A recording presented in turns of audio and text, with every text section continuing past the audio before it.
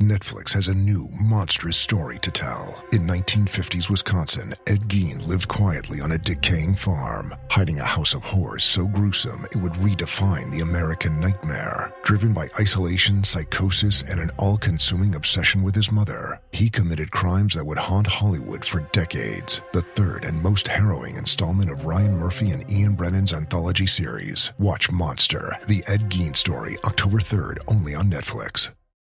I am so excited for this spa day. Candles lit, music on, hot tub warm and ready.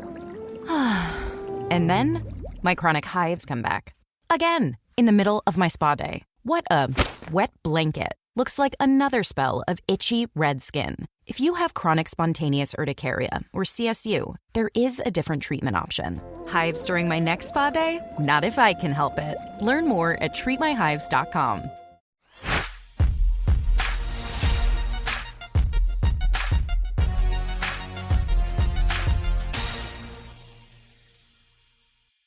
What is going on, everybody? Ryan Leary, William Tinkup here with another episode of The Barf.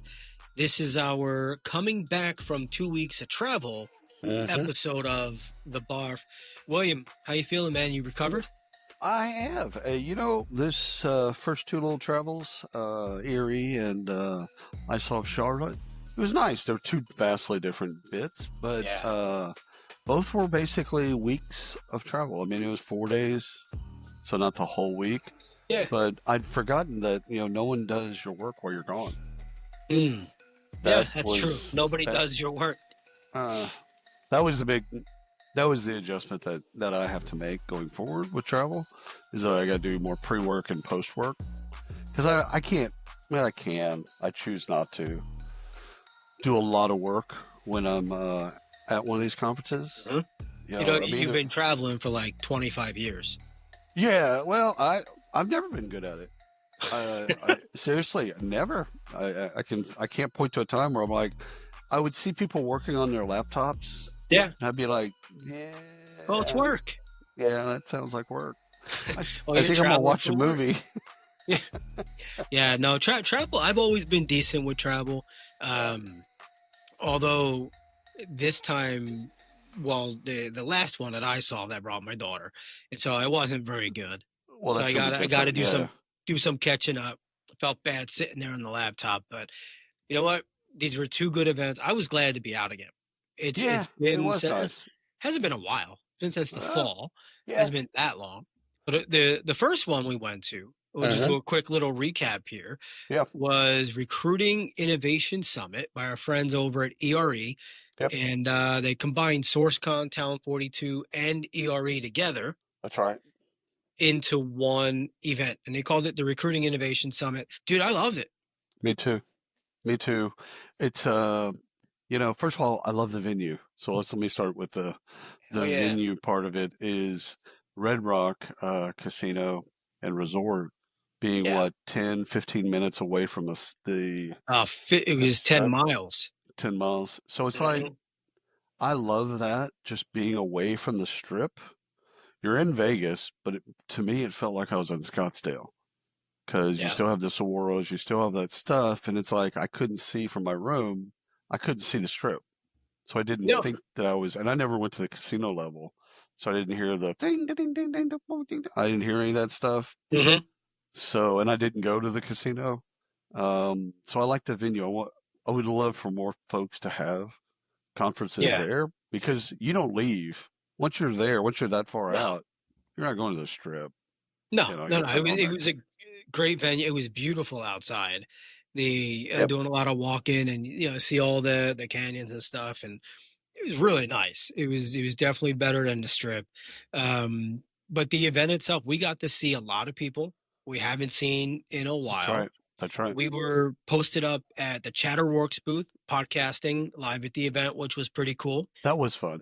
That was fun because people, there was only 20 vendors, and all the meals and all the entertainment and stuff like that was all in that main room.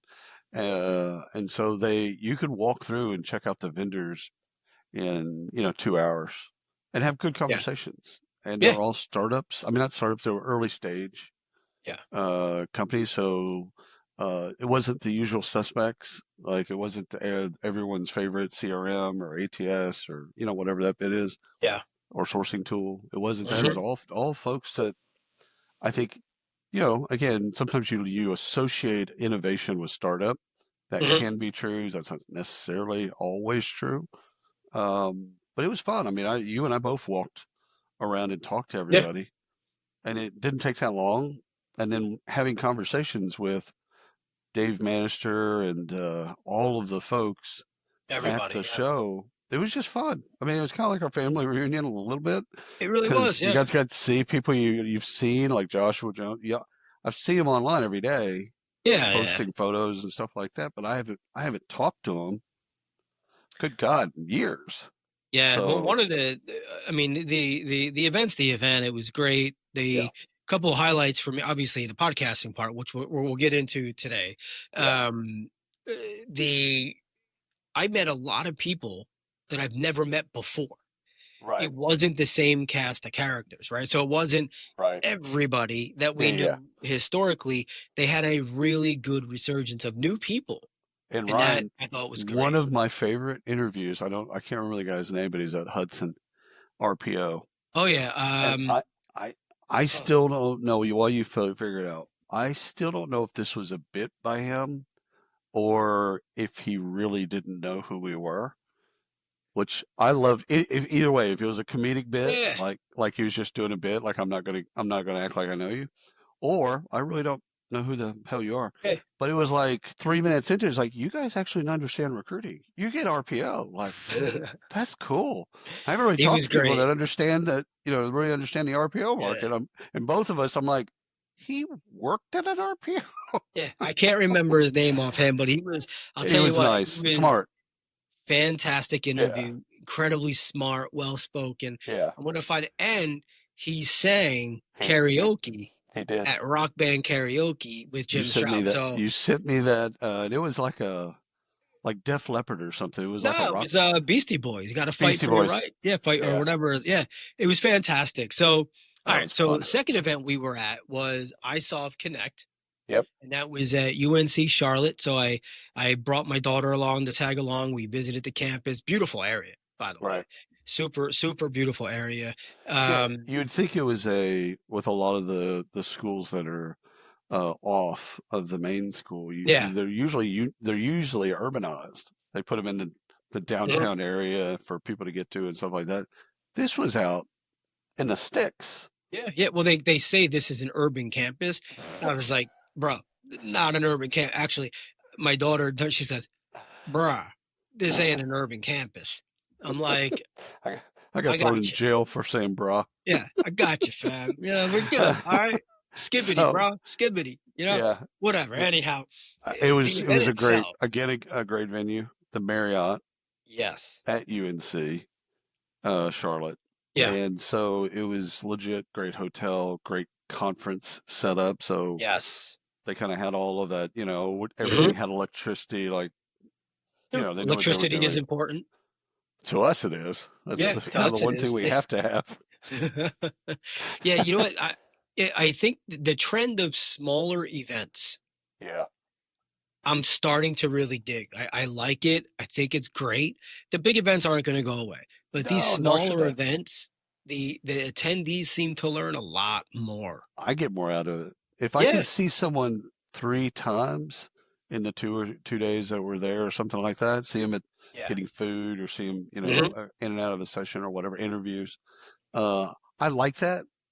And then the big shows, it just never happens. You see somebody and that's you really want to talk to, and then you just don't see them again. Yeah, you see somebody at these 2-3 times. You don't know them in the beginning. You say hi because you were introduced. By the end of the event, you're actually having real conversation. 100%. And it's not a forced conversation. All right. Both of these fit that. They do. No, you're absolutely right. So great venues, great conferences for both. Okay.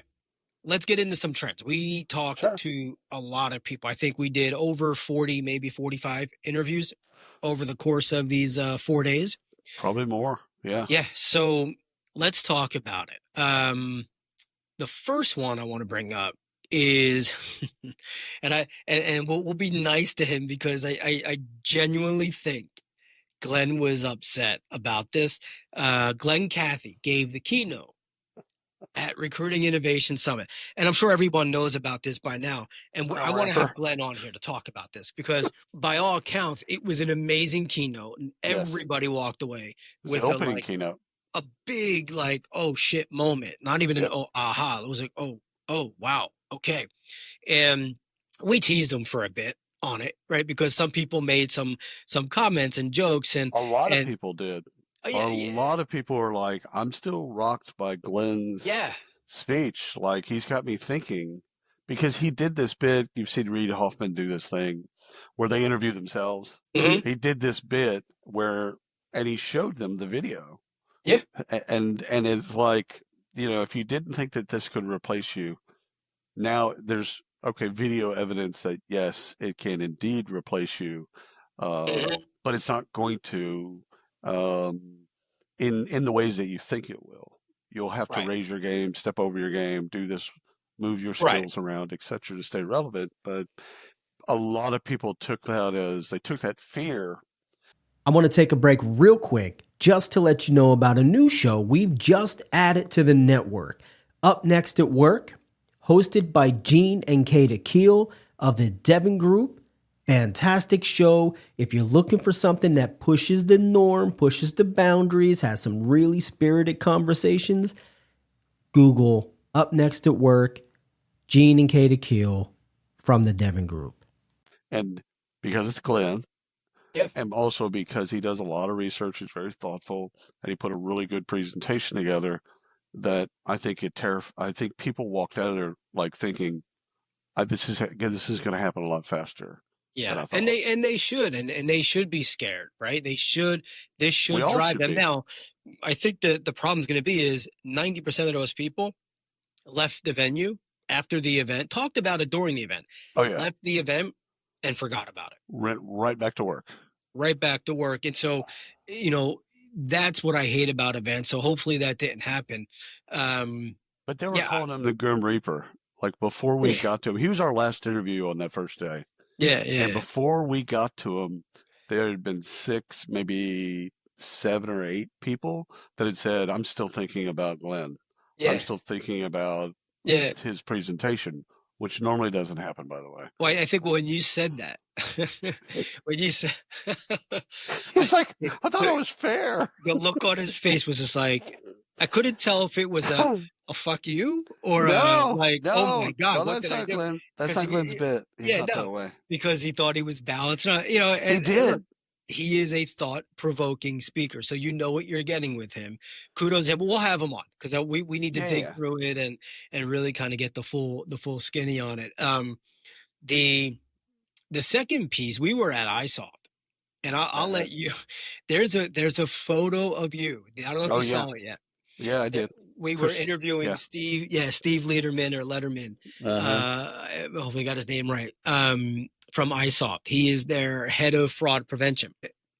He had said something. I don't know what he said, but your face at that moment was just like jaw drop, freeze frame. And the photographer got it at the perfect moment. It's the exact right moment.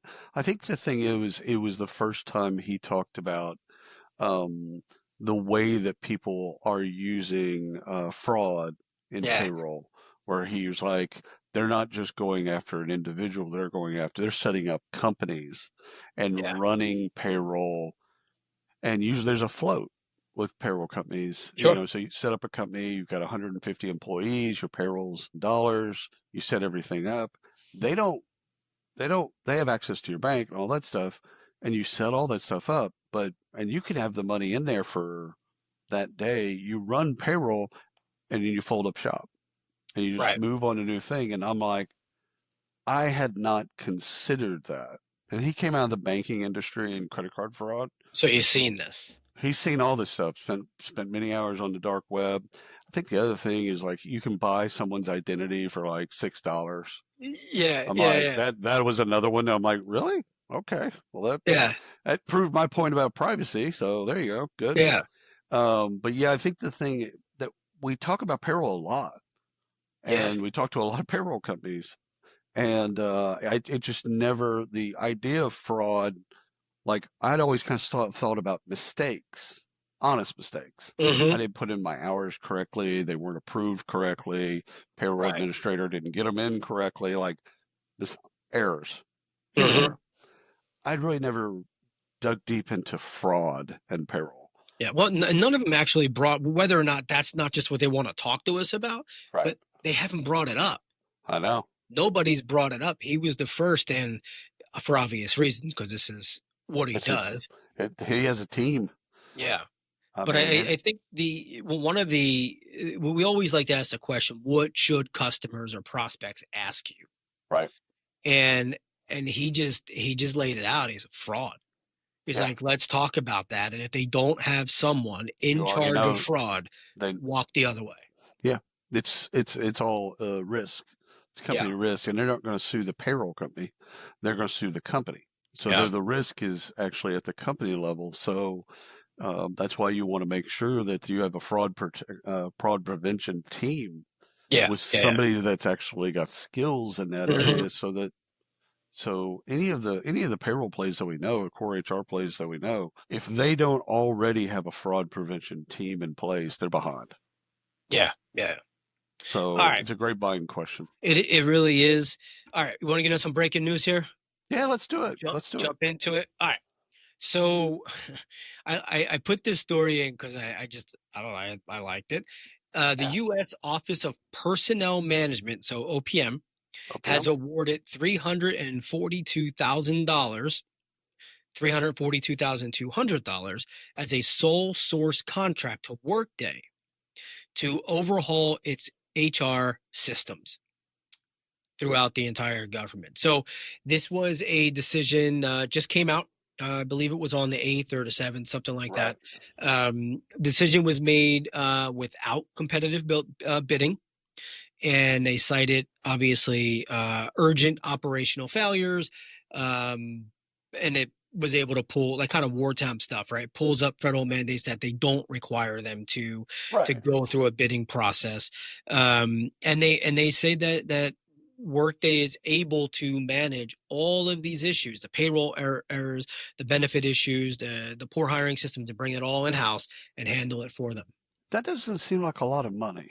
First of all, I like the deal. I like having a 12-month. That's a 12-month agreement. Doesn't seem like a ton of money. $400,000. Yeah, it doesn't seem like a ton of money.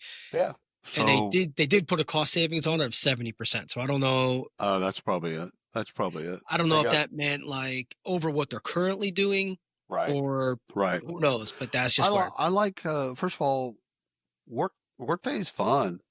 Especially in a single source, and now that they've built out a great marketplace ecosystem, stuff like that, somebody's got to do that. Whether or not it's going to be SAP, Oracle, or Workday, somebody's got to be able to own that business and be able to kind of really clean things up, and that's what they're really trying to do. I mean, that's what you hear in the media. That's what Doge is trying to do, is just like clean shit up. Yeah, and some of that's with humans. And some of that's with technology. Correct. If all the data is on one platform, that's good for everybody. Yeah. So congrats to Workday and 100% and all of that. Yeah. I like that. Okay, so let me explain this story and just kind of hold your response to the end. Hold me applause. No, it won't be applause. Employees want to work micro shifts or 6-hour working shifts at a time. Gen Z sets another workforce trend in 2025. This is a Forbes article, so you can go to Forbes.com and read more about it. All right, so I'll give you my bit. Tone deaf. We're in a long-term economic decline with no ending in sight. No one really knows. It could turn around right tomorrow, which would be great, or not, and that would not be great. And these fuckers are thinking about working less. Like, I don't understand. I mean, this is something you usually get when the economy is buzzing, just crazy, and it's just like, hey, why don't we do more stuff to, like, burnout's going to be really real. why don't we go to a 4-day work week? Why don't we do some smaller shifts? Why don't we do something like that so that we can keep people and retain them, because it's going to be harder to recruit them. That's not true right now. It's actually pretty easy to recruit. A lot of talent on the sidelines. Look, these are the same people using their, texting their buddies during the interviews, right? I'm just saying, you're coming around to my side. I get it. I'm just saying. Which, by the way, I will say, for anyone that remembers that story a couple of weeks back, we had 20 people during the interviews. Didn't go well for me. And you lost every stinking one. Not one of them. Even with the Gen Z expert. The Gen Z expert said, no, get out of here. You're out of your mind. The top people at some of the largest companies just looked at you and was like, Melissa at Ford. Yeah. She's just oh, hell no. I'm walking. I believe her bit was, I'm getting up and I'm walking out of the interview. I'm like, well, that's a little bit harsh. So here's where I'm going to throw a monkey wrench into this. I don't hate a 6-hour shift. I don't either. I don't either. Again, but are you going to do 5 of those? That means 30 hours a week. Or are you going to do 6 of those and get it closer to 36, 38? Like, how do you get your hours in with 6-hour shifts? See, where it's a quick Google search. Why do we consider 40 hours a full week? Because that's legally, that's actually the legal definition. Well, yeah, no, I get that. But I mean, like, who just arbitrarily picked the hours of 40? Why not 45? Why not 50 or 35? Well, you have to draw a line in the sand. So it got drawn in the sand because of abuse. Yeah, I think all the way up until like in the early aughts. Yeah, there were big companies that got carried away with people working over 35 hours and not having benefits. Right. So over a certain threshold, you have to offer their full-time employees. Yeah, correct. No, I get that. So I think that number's got to draw the line somewhere. I think that number's going down. I think it's going to continue to go down. I think the new norm's going to be 30 to 35 hours. That's what it was in Australia in the early 90s. It was 35 hours. Yeah, I don't think we're going to see it go up. So I don't hate it. All right. Okay. So I'm going to build off of my last one. The UK government cuts HR jobs in favor of hiring data and digital experts. So this is going to affect roughly 15% of their workforce through 2030.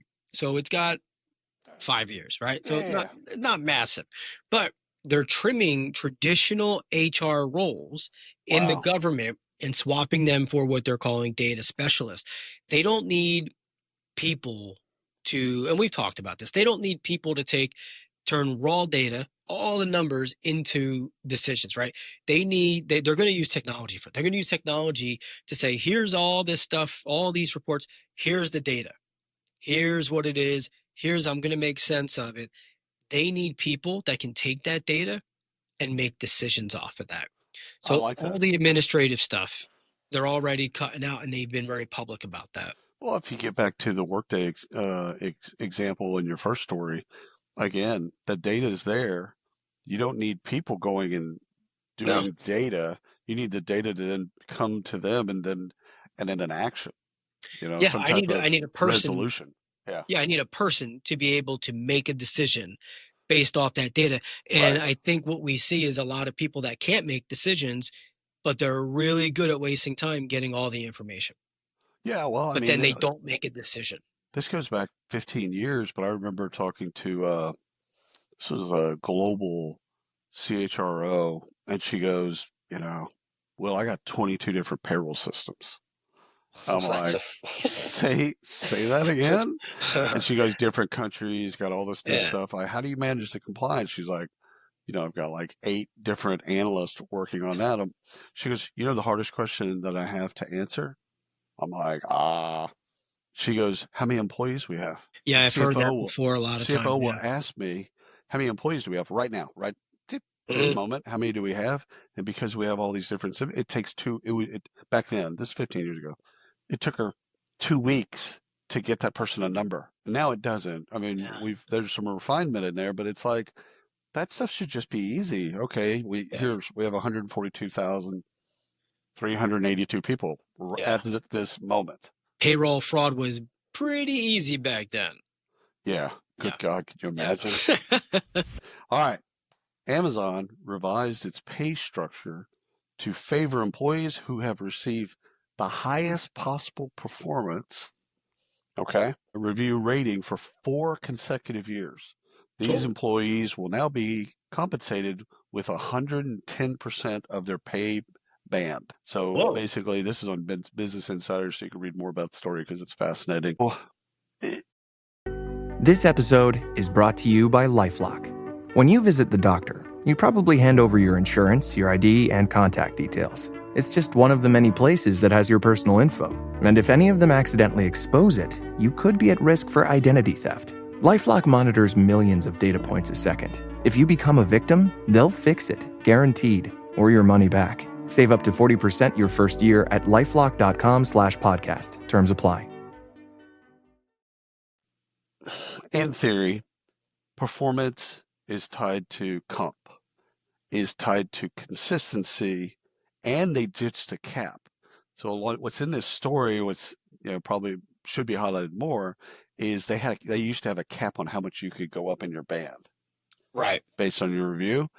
Now they don't. Yeah, no, good for them. You can get the max. Now, 4 years. So consistency. If you do it for 1 year, good. If you do it for 2, good. You got to do 4 years. I would do 3 years. Yeah, I think with this group of people, with this employee population, yeah, I'd probably do 3 years. I might even. 4 years is kind of it's a long stint. It is, and you're probably not going to be in that job and potentially that band if you're doing that well for 4 years. So good point.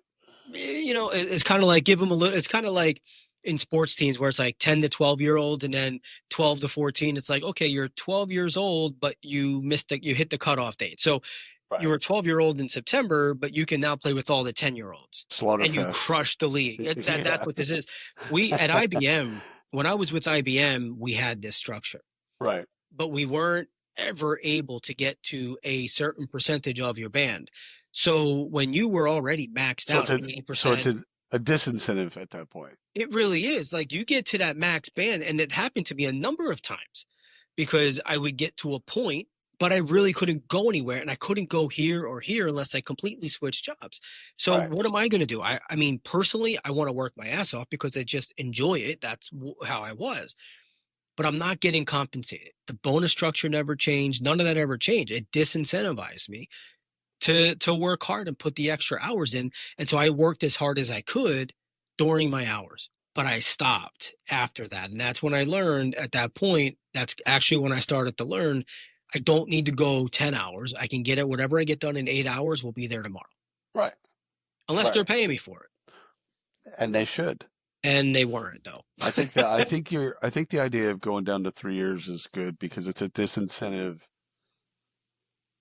for people that are really high performers because you're going to want to promote them, and then they got to restart that clock. They got to restart the clock. Now, if it was 4 consistent years, period, different. Chain. Oh yeah, I like that even better. 3 years, it incentivizes the employee, and it also incentivizes the company to say, "Let's get you somewhere. Let's not pay you 110%. Let's get you somewhere else and just pay you more money." I like that a lot, and I'll go back and reread the article to make sure that it didn't say that, but I don't think it did. I think this is why companies need to bring us in to consult. I mean, we're for hire people.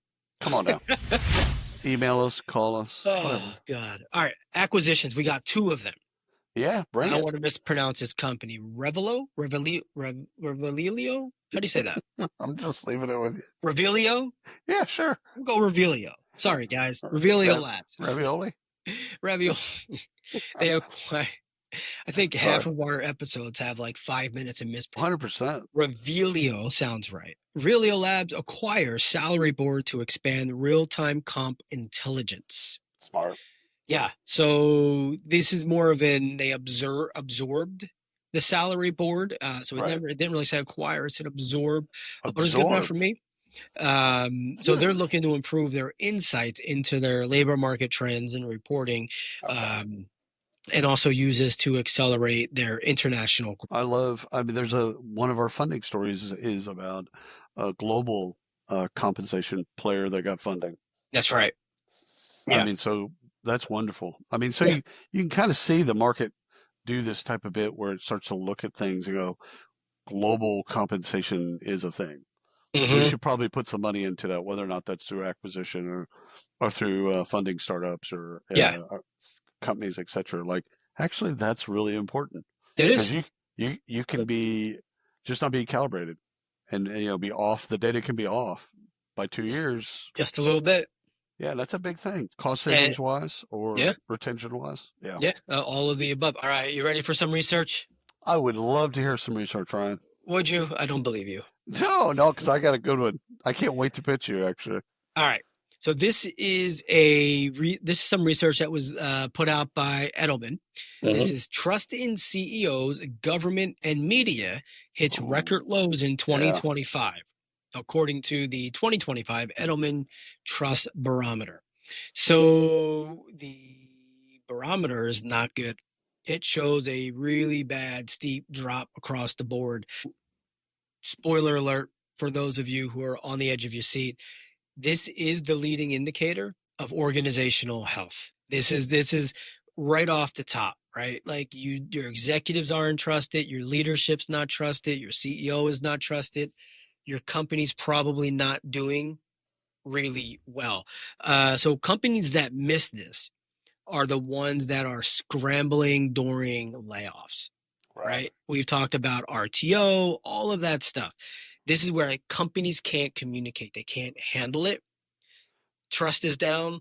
And what's crazy, Brian, it's just chaos. It's during COVID, like at the beginning of COVID, so March of 20, for the first year and a half of COVID, man, we got good at communication. Crushed it. CEOs got good.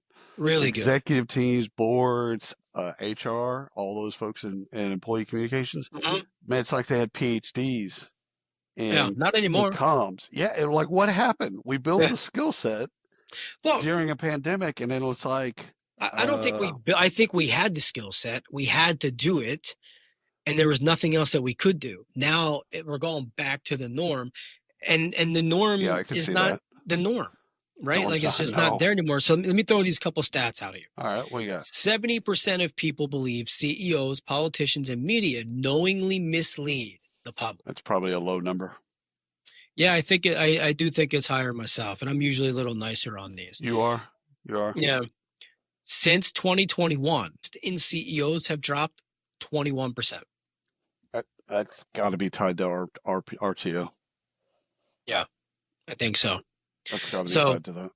Yeah, no, 100%. So it was an interesting report. They got some good graphics behind it. Check it out. Just Google Edelman Trust. I like that. Yeah, they put that every year. I think that's a longitudinal deal that they do because we've quoted it before. It's a cool. First of all, it's just beautiful. Edelman's, people don't know, it's a global PR media company, and so they've got a vested interest in understanding trust. Right. And they do a great study. So good for them. Yeah, there you go. Good catch. All right, Ryan, you'll be shocked and amazed. The most likable candidate gets the job, even if they're not the most qualified, according to the state of interview feedback report from Textio. Wow. Yeah. So the most likable candidate gets the job, even if they're not the most qualified, according to state of interview report. I'm guilty of that. I'm not going to lie. 100%. Good God. I'm guilty of that. I couldn't be more guilty. Yeah. So, I absolutely pick up what they're putting down with this report and this particular statistic. And oh, by the way, in the statistics, when you look at the report, vibe is a thing that they measure. Yeah. Are we on the same? Are we vibing? Yeah. Like that's a thing. I'm sure we used different words in the past for that, but vibe is culture fit. Yeah. I'm so guilty of that. Oh my God. They're a great culture fit. No, I probably hired half a dozen people at least based on the fact that like, okay, I know you can do the job. I know they can do it better, but are you going to fit into my team? Are you going to vibe with the team? Like, and I don't know that that's a bad thing. It's the thing the most qualified. So for people that are, I think, purist on any level of skills, thinks that the most skilled person should win. That's the purest view of that, is like, if you have the better skills, deeper, broader, whatever the bit is, and if you're just more skilled than that other person, you should win, even if you're toxic, all the way to that extreme. If you got the skills, so that's what it really kind of, that. If you believe, like, skills-based hiring, okay, you have skills-based hiring up until the point where you don't fit the vibe. I don't really like the person. So is it skills-based hiring then? And I think it's, and go with me on this for a minute, because you'll probably tear it apart. And I'll call it vibe, because you mentioned vibe. The vibe, right? The feel of that person. Is that not a skill? It's not a skill. But it counts. It counts to you. It has to count, because how can you? Okay. So you're a genius, right? You're like, he's perfect. He's amazing. Are you talking about me? Yeah. But if I brought you into a team that's like ultra conservative, oh my God, no. That team would blow up in like fucking 2 minutes. Oh yeah. How could I? What do I do?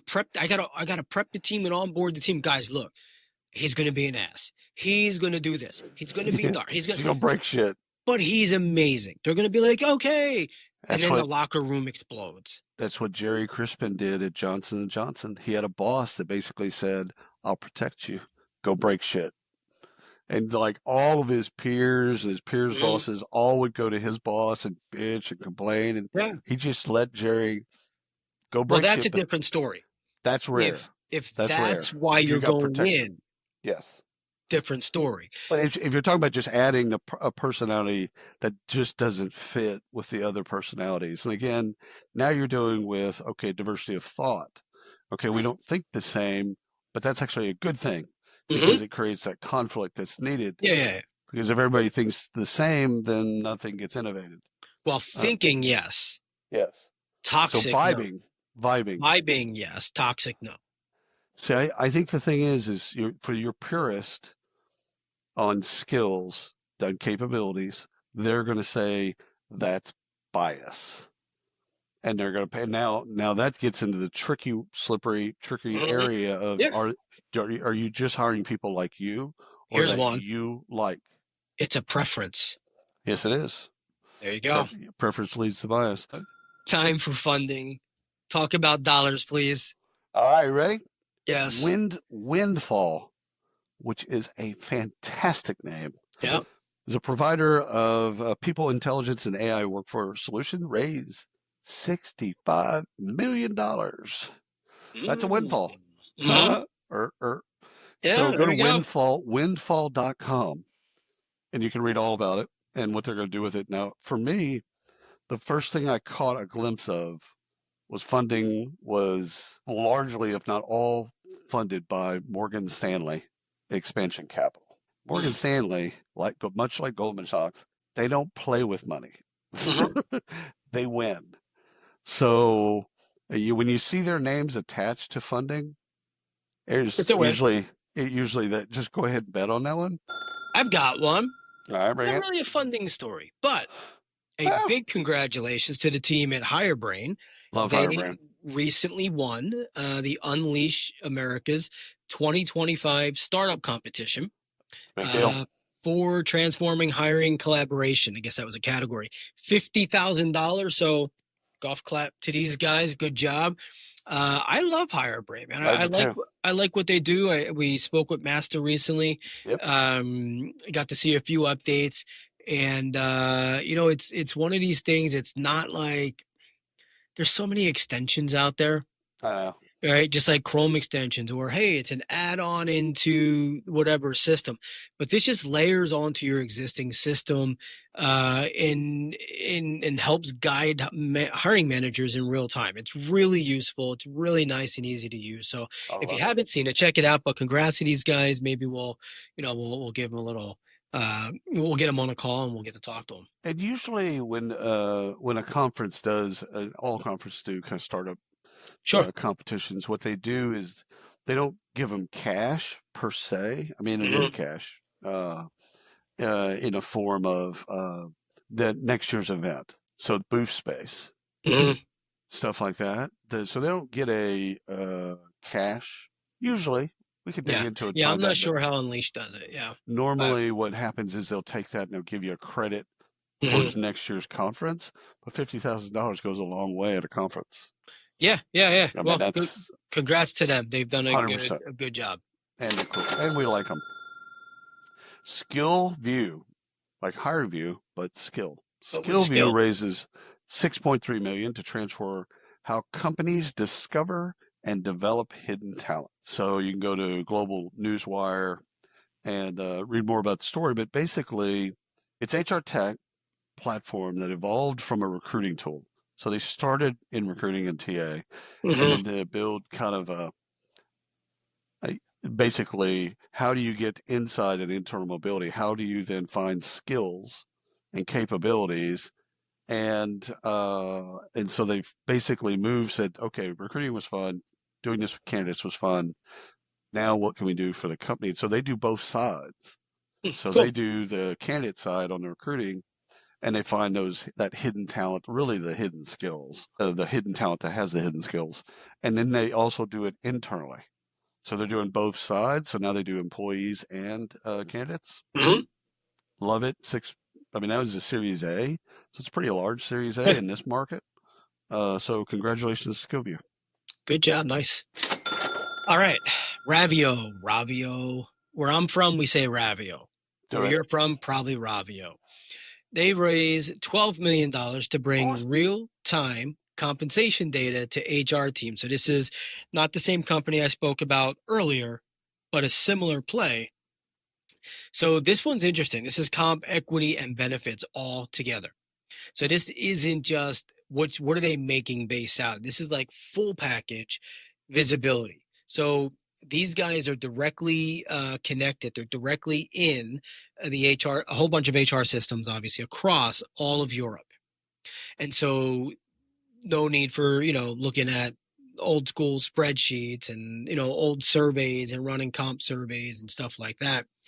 You get access to the full comp, benefits, equity, the entire package as you're so obviously this is, good for when you're making offers or, payroll decisions and things like that. So I like these plays. There's a number of them out there. We have similar ones here in the States. This one's Europe only right now.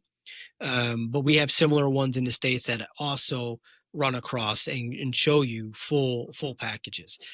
But there you go. $12 million.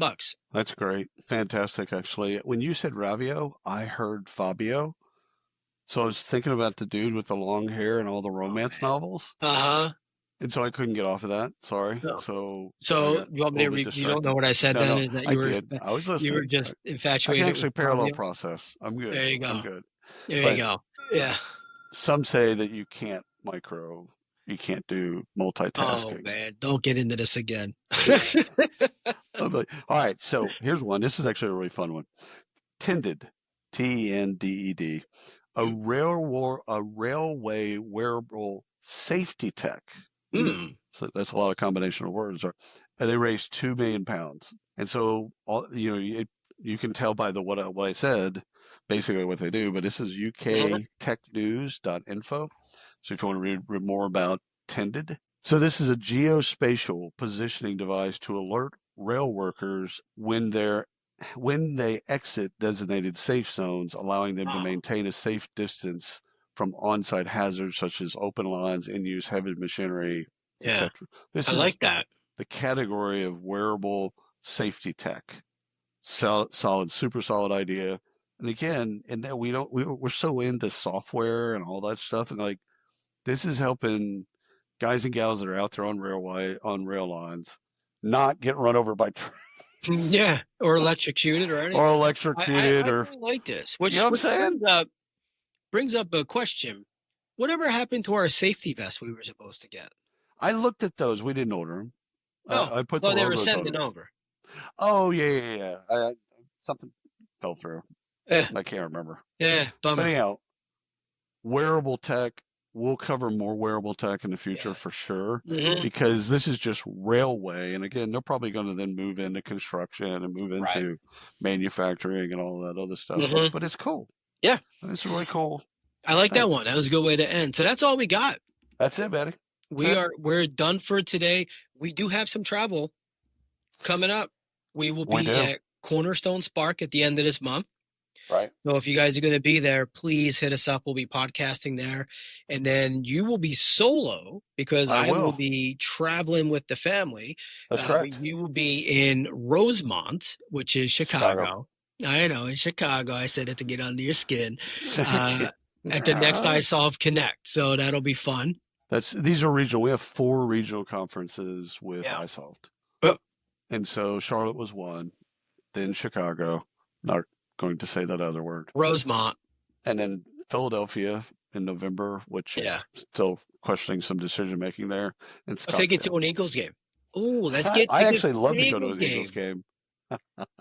Let's get tickets to an Eagle. I'm going to find tickets. I would love to go to an Eagles game. I'm going to have to wear white. No, you're going to wear a Dallas jersey. No. Yeah.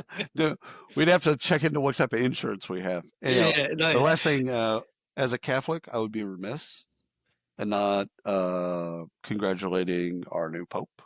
Yep. So very happy. Graduate of Villanova. Chicagoan.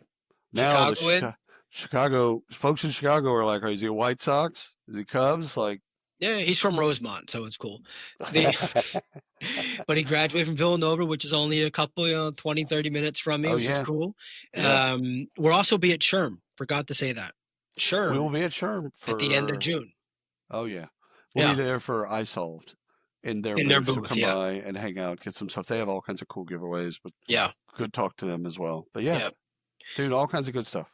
That's all we got for this week. So thank you all for listening and watching. We shall see you next week. Maybe.